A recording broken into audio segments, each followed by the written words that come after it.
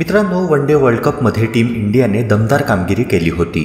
अंतिम सामन्यात अपेक्षेनुरूप कामगिरी करण्यात जरी टीम अयशस्वी झाली असली तरी संघातील खेळाडूंनी आणि विशेषतः कर्णधार रोहित शर्माने एकूणच स्पर्धेत अफलातून प्रदर्शन करून दाखवत सगळ्यांची मने जिंकली होती।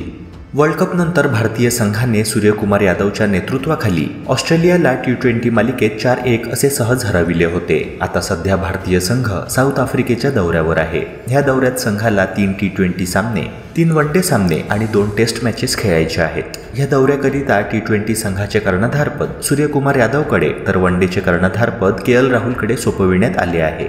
जून 2024 मध्ये भारतीय संघाला T20 वर्ल्ड कप खेळायचे आहे। अशात भारतीय संघाच्या T20 फॉर्मॅटचे कर्णधारपद कोणाला सोपवावे अशा संभ्रमात टीम सिलेक्टर्स असताना भारताचा माजी दिग्गज फलंदाज गौतम गंभीरने रोहित शर्मालाच कर्णधारपद देण्यात यावे असा सल्ला दिला आहे। गंभीरच्या म्हणण्यानुसार रोहित शर्मा जबरदस्त फॉर्ममध्ये आहे आणि दमदार फलंदाजी करतो आहे। अशात रोहित शर्मापेक्षा चांगल्या कर्णधाराचा पर्याय भारतापुढे उपलब्ध नाही। मित्रांनो, इतक्यातच गौतम गंभीरने एका मोठ्या वादात उडी घातली होती। लिजंड्स क्रिकेट लीगमध्ये गंभीर आणि S श्रीसंत यांच्या दरम्यान मैदानावर मोठा वाद झाला।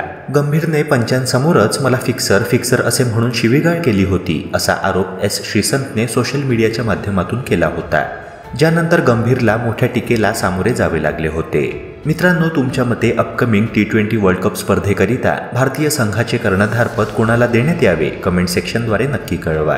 तसेच स्पोर्ट्स रिलेटेड कंटेंट्स मराठीत बघण्याकरिता आपल्या यूट्यूब चॅनलला सबस्क्राईब करून बेल आयकनला नक्की प्रेस करा। भेटूया पुन्हा एका नव्या व्हिडिओसह। Thank you and take care.